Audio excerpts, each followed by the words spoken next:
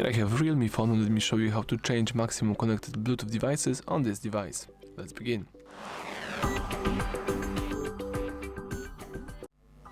So if you would like to change the maximum connected Bluetooth devices, or probably if you would like to increase this number, let's follow these instructions.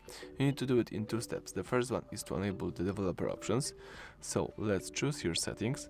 From list of settings, select about phone, choose here version and tap build number 7 times. After 7 times you will have a developer mode access. In my case I'm already a developer, so let's go back and choose here system and update. From the following list, let's select developer options, scroll down,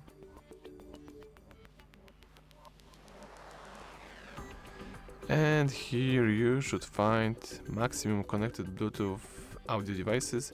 The default one is 3, but you can increase to 5. Of course, you can also make it smaller to 1 Bluetooth devices, but in my case let me tap 5. So that's it. Thank you for watching. Please subscribe to our channel and leave thumbs up under the video.